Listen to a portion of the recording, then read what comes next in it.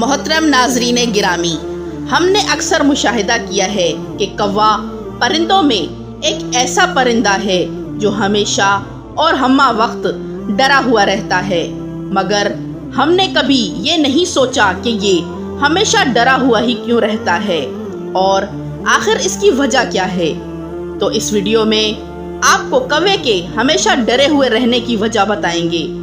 کہ آخر اس کے ساتھ ایسا کیوں ہے اور یہ ڈر کی کیفیت کوے کے ساتھ ہی آخر کیوں ہے۔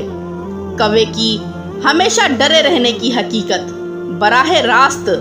طوفان نوح اور حضرت نوح علیہ السلام سے وابستہ ہے۔ حضرت نوح علیہ السلام کی کشتی طوفان کی تپیڑوں میں 6 ماہ تک چکر لگاتی رہی، یہاں تک کہ خانہ کعبہ کے پاس سے گزری اور کعبہ شریف کے 7 چکر لگا کے طواف کیا، اور پھر اللہ کے حکم سے یہ کشتی جودی پہاڑ پر ٹھہر گئی جو عراق کے ایک شہر جزیرہ میں واقع ہے۔ ناظرین، حضرت نوح علیہ السلام نے روح زمین کی یعنی زمین والوں کی خبر لانے کے لیے کسی کو بھیجنے کا ارادہ فرمایا تو سب سے پہلے مرغی نے اپنا ارادہ پیش کیا کہ میں روح زمین کی طرف سے خبر لاؤں گی، تو حضرت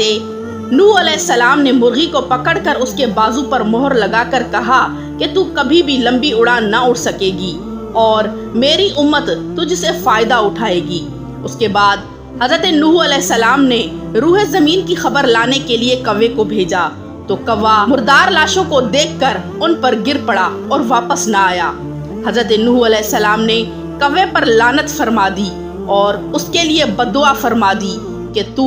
ہمیشہ خوف میں مبتلا رہے گا۔ یہی وجہ ہے کہ کوا ہمیشہ گھبراتا ہے اور ڈرتا ہے، جس کی وجہ سے وہ کبھی بھی انسانوں کے گھروں میں اپنا گھونسلہ نہیں بناتا۔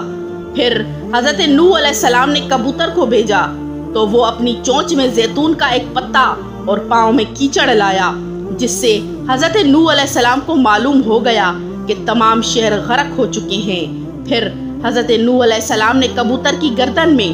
ایک سرخ شاخ کا ہار ڈالا اور اس کے لیے دعا کی کہ تو ہمیشہ خوشی اور امن میں ہی رہے گا۔ یہی وجہ ہے کہ لوگوں کے گھروں میں مانوس ہو کر کبوتر اپنا مسکن اختیار کرتا ہے اور زیادہ تر مزاروں پر پایا جاتا ہے۔ اگر آپ کو ہماری ویڈیو پسند آئی ہو تو ویڈیو کو لائک کریں، ہمارے چینل کو سبسکرائب کریں اور اپنے فیملی اور فرینڈز کے ساتھ لازمی شیئر کریں۔ ویڈیو کو دیکھنے کے لیے شکریہ۔